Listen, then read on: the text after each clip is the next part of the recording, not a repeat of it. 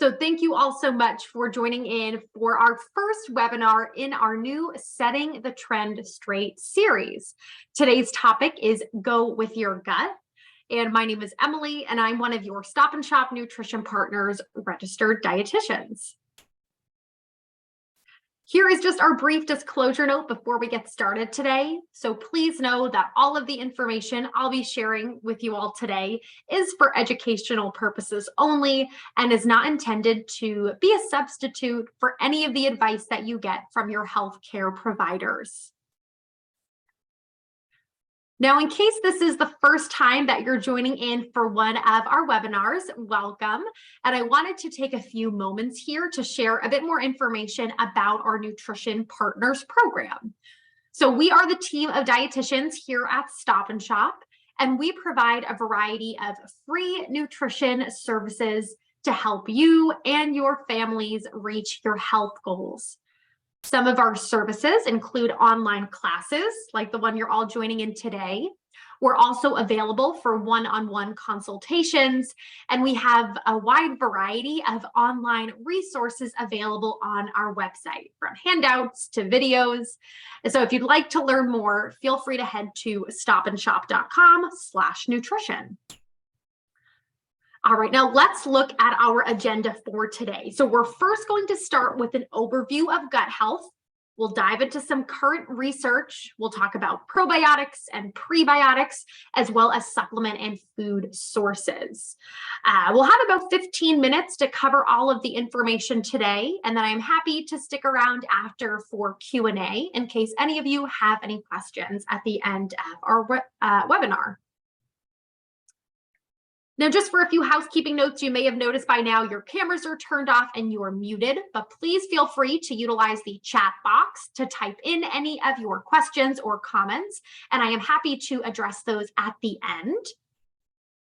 And then during a portion of our webinar today, we will have a polling question. So when you see this box appear on your screen, feel free to select an answer and press the submit button on the bottom. All right, and so with all that being said, let's go ahead and jump into our overview of gut health here. So what I first wanted to start off with is what actually is your gut. So I wanted us to talk a little bit about where our gut even is in our bodies before we talk about gut health. So the gut generally refers to our entire GI tract or gastrointestinal tract, all the way from our mouth down to our rectum. Now, there are trillions of bacteria that live in our intestinal tract. And in fact, research suggests that there are about 38 trillion bacteria cells in our bodies, with the majority of them living inside of our GI tract. And so the collection of all of these living bacteria is the gut microbiome.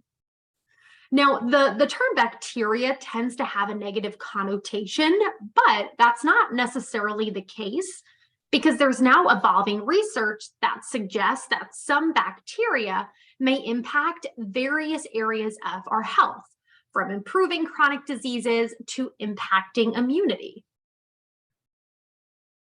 So with the increasing popularity in gut health, I'm sure we've all seen various headlines on the topic in the media. Maybe some of the headlines I've pulled here look familiar. However, some of these headlines are often sensationalized, and they don't always accurately reflect what the current scientific research is. So let's dive into a very simple overview of what we currently know and don't know when it comes to gut health. All right, so to start off, no two individuals have the same exact microbiome. And so because of this, it's been difficult for scientists to define what a healthy microbiome looks like. But at this time, generally, it's thought that having a higher diversity of different bacteria species in our gut, along with the absence of any bad bacteria, equates to a healthy gut. Now, at this time, research suggests that gut health can play various roles related to our health, including gut health can help us produce energy and get nutrients such as vitamins from food. Our GI tract is home to a large number of immune cells that can communicate with gut bacteria. And so research suggests that the gut microbiome can help shape or influence the immune system. Now, with all this being said, we're still just starting to understand how gut health can influence our overall health. And there has been some research suggesting the link between the gut microbiome and certain health conditions, ranging from cardiovascular disease to cancer and even mental health disorders, just to name a few. However, this research is still emerging, and there's a lot we don't know. So I would say at this time, we can't conclusively state if or how there's a direct link between our microbiome and certain diseases, at least not yet. All right, now shifting gears a little bit, I wanted to talk about probiotics and prebiotics because these are two concepts that relate to the overall topic of gut health. So let's start off by sort of defining those two topics now. So probiotics, put simply, are live bacteria that research has shown produce a health benefit when you consume a certain amount of that particular probiotic. Now, these can be found in both food and supplements, which we'll definitely dive into in a few moments. Now, the health benefits that are provided by probiotics are going to vary depending on what bacteria strain you're looking at. So, for example, some bacteria strains may be linked to improving digestive symptoms caused by irritable bowel syndrome or IBS, while other bacteria strains may be linked to reducing diarrhea that's associated with antibiotics. So really, when it comes to probiotics, the health benefits you're getting are strain specific. All right, now let's touch on prebiotics. And simply put, prebiotics, we can think of them as food for the probiotics. So our gut bacteria can actually use these prebiotic components to help themselves thrive, which in turn helps them continue to support our body's general health and well-being. Now, prebiotics are generally dietary fibers, and so because of that, we can naturally find them in a wide variety of plant-based foods, including onions, garlic, and bananas, just to name a few. All right, now, as I just mentioned, probiotics can be found in both food and supplements. So let's first start out by talking about food sources. So just to name a couple examples that are out there on the market, we can start with Activia. That's a popular yogurt most folks have heard of that's marketed as a probiotic. And that's because it contains a patented strain of bacteria that research suggests can help minimize minor digestive discomfort, such as bloating or gas, if you consume at least 2 of these a day for 2 weeks. Now, another product that's out there on the market is Yakult. This is another probiotic yogurt product that contains a bacteria strain that research suggests helps with constipation. Now, these are just a couple products, but there certainly are many other different yogurts out there that may contain probiotic strains. But one thing I want us to keep in mind with these products in particular, and as we're walking down the dairy aisle, is added sugar content. So these yogurts may contain probiotic strains, but they may also contain over 8 grams of added sugar per serving. So my tip here would be to use your handy dandy nutrition facts label. So it's always helpful to take a peek at that nutrition facts label to really get the full scoop on that product's nutrition content to determine if or how it might work best into your eating pattern. All right, now while we're talking about food sources of probiotics, let's touch on fermented foods. So this is our polling question of the webinar today, so let me launch that for you all. And so our question here is, true or false, fermented foods such as sauerkraut and kombucha contain probiotics? So I'll wait for a few moments here. Feel free to submit your answers, and then we can talk a little bit more about fermented foods. All right, 2 more seconds. All right, wonderful. Thanks to everyone who answered. So it looks like most folks are selecting true as the answer here, but the answer is actually false. And this is often a hot topic within the umbrella of gut health. So let me dive a little bit deeper here into this. So as I just said, the answer here is false. So for not all fermented foods inherently can be considered probiotics. But it is a common myth and something we might hear out in the media. So let's take a few moments to dive a little bit deeper in to debunk why that is. Now, I should take a step back and say, for anyone not familiar, fermented foods are foods that are produced with the help of live microbes. Examples of that would be bacteria and yeast. And examples of fermented foods include kimchi, tempeh, sauerkraut, and kombucha, just to name a few.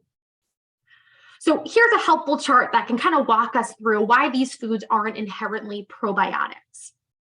Now, as we discussed earlier in our definition of probiotics, they are live bacteria. And so for some fermented foods, heat treatment might occur during processing, which would kill any of the live bacteria. And this may be the case with canned sauerkraut, for example.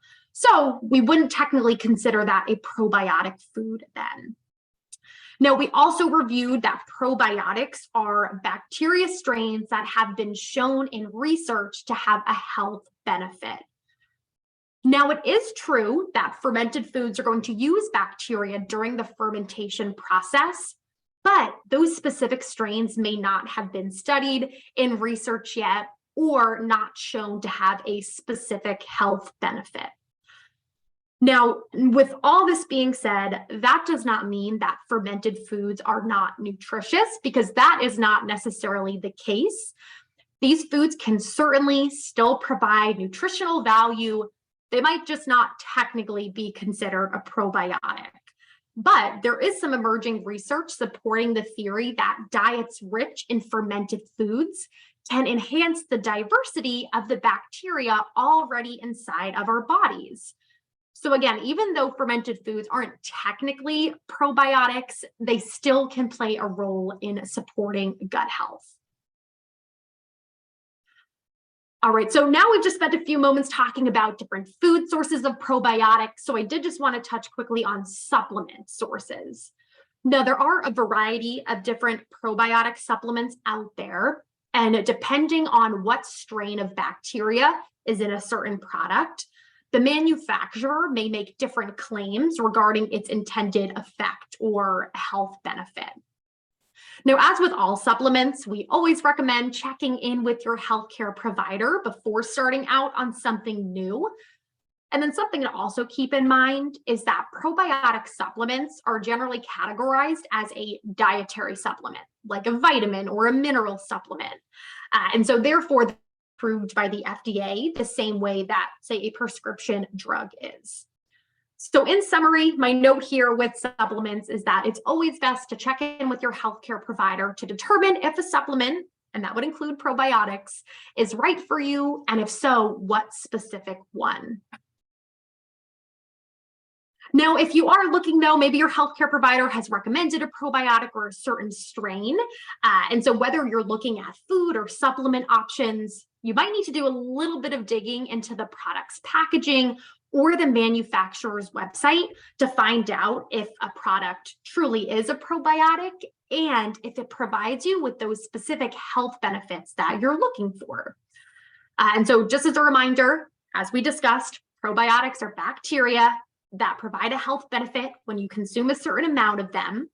So with that in mind, when we're looking at a label, we'd want to see what strain of bacteria does that product actually have, and does research show it has any health benefits? Now, you might be able to find this information right on the product or the supplement, but sometimes for more detailed information, you may have to go to the manufacturer's website. Now, something you'll also want to look out for is how much of the bacteria is in a serving of them. You may see it sometimes as CFUs, and that stands for colony forming units, which essentially just refers to the number of live bacteria found in the food. All right, now shifting gears a little bit, we just talked about probiotics, and we can introduce those new bacteria into our bodies with foods or supplements containing probiotics. We can also support a healthy gut by nurturing the bacteria we already have inside of our bodies. So let's talk about a few different ways that we can support our gut health through foods. So research suggests that there are a few different foods or ways that we can follow to help increase the diversity of the bacteria we already have inside of our gut. And dietary fiber is one of them. So eating more fruits, vegetables, beans, lentils, nuts, seeds, etc. may help. Now, not to mention, fiber can also be beneficial for heart health. Fiber-rich foods help us feel fuller for longer.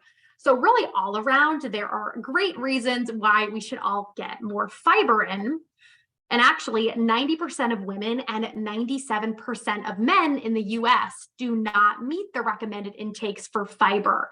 So I'll be sure to end our class today with a few simple ways for adding more fiber to your day. Now, additionally, some studies suggest that dietary diversity is correlated with diversity in the microbiome. And so eating a wide range of whole foods and minimizing our intake of highly processed foods that are high in added sugar or saturated fat can be a gut healthy choice. All right, so I just mentioned fiber is a food component thought to help promote our gut health. So let me end our class today by sharing a few meal ideas that can provide you with some inspiration for adding more fiber to your plate. So to start off, you could start your day with a hearty whole grain breakfast burrito. So start with a whole wheat tortilla, pack it with beans and veggies. For a quick grab and go breakfast, you can make chia seed pudding the night before. Now, chia seeds are packed with fiber, protein, and healthy fat. So all around a really nutrient-rich food. Simply combine your chia seeds with a liquid, such as milk or a non-dairy option. Pop that in the fridge, let it sit overnight, and then you have a healthful pudding in the morning. If you're looking for something plant-based to get your morning started, you could make a tofu scramble and pack it with colorful veggies. And then for lunches or dinners, my tip here would be to experiment with veggie blended meat mixtures and things like tacos or meatballs or burgers. And the picture I have here on the screen in the top right are turkey Florentine meatballs that are actually made with a blended spinach turkey mixture. And you can serve that over some whole grain pasta for an added boost. And then if you're in the mood to try something new, the recipe that I have on the bottom right-hand corner of the screen are actually walnut lentil tacos. And so as the name implies, the taco meat is made from lentils and chopped walnuts. And legumes such as lentils, as well as nuts and seeds, are also good sources of fiber. So this could be a creative way to help add them into your meals throughout the day. And I will make sure to send out all of the recipes that I've mentioned here on the screen in a recap email. So be on the lookout for that if any of these looked good and you wanted to try them out. All right, so I wanted to take a few moments here to kind of summarize all that we've talked about today when it comes to gut health. So we first started out with our overview, and my key point here would be that research suggests that gut health can play a role in our overall health, but the exact links between gut health and the management of certain health conditions is still a bit unknown at this point. Then we talked about probiotics, and probiotics may be a helpful option for people who are looking for a targeted nutrition benefit. And as we talked about, because different bacteria strains provide different health benefits, it's always best to discuss probiotic needs with your doctor and consult with them before starting anything new. And then lastly, we ended with talking about a few simple ways that you can support your gut health, including having a balanced and diverse diet, getting in adequate fiber, and incorporating fermented foods.